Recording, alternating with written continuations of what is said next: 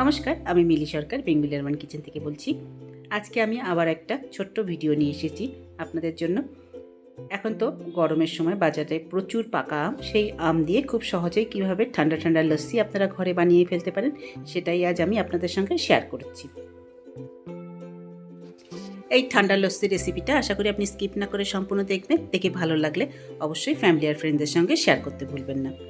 এখানে আমি একটা পাকা আম নিয়ে নিয়েছি। দেখুন, আমটা ভীষণই পাকা আর খুব মিষ্টি এই আমটাকে প্রথমে আমি এইভাবে কেটে নিচ্ছি। আমের পুরো যে ভেতরের অংশটা আছে সেটাকে আমি বের করে নেব একটা মিক্সির পটের মধ্যে। এটা খুবই সহজ রেসিপি, আর যেহেতু আমের সময় এরকম লস্যি বানিয়ে আপনারা বাচ্চাদেরকে দিতে পারেন, বড়রাও এটা কিন্তু খেতে পারেন। এইভাবে করে আমের পাল্প যেটা ভেতরে আছে সেটাকে পুরোটাই বের করে নেব, পুরো আমটা কেটে। সম্পূর্ণ আমটা আমি বের করে নিয়েছি মিক্সির পটের মধ্যে। এর মধ্যে দিয়ে দিলাম 1 কাপ মতো দই।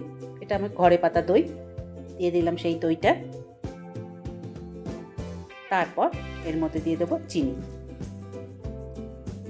এখানে আমি 2 চামচ চিনি ব্যবহার করেছি। চিনিটা আপনি নিজের স্বাদ অনুসারে কম বেশি করে নেবেন।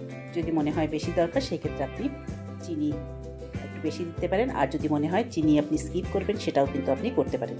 তারপরে দিয়ে দিলাম বেশ কিছু আইস কিউব।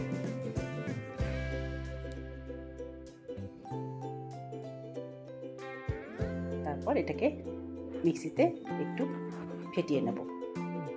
দেখুন, মিক্সিতে ফাটানোর পর এরকম তৈরি হয়েছে।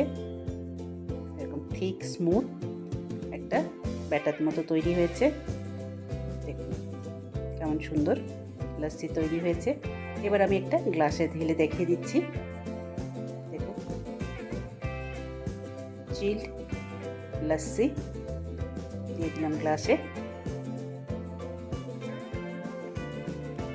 এরপর গার্নিশিংয়ের জন্য উপর থেকে দিয়ে দিচ্ছি কিছু ড্রাই ফ্রুটস, ছোট ছোট টুকরো করে কেটে নিয়েছি, সেটা দিয়ে দিলাম। তারপর দিয়ে দেবো কেশরের কিছুটা 1 চিমটি মতো নিয়ে সেটা দিয়ে দিলাম। এরপর দিয়ে দেবো রোজ পেটাল।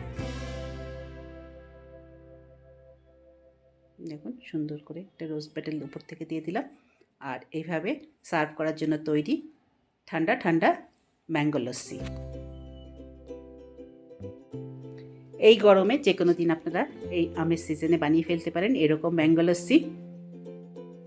আমার বানানো এই ম্যাঙ্গো লস্যি আশা করি আপনাদের পছন্দ হয়েছে। যদি পছন্দ হয়ে থাকে তাহলে অবশ্যই লাইক করবেন, শেয়ার করবেন আর সাবস্ক্রাইব করে আমার পাশে থাকবেন।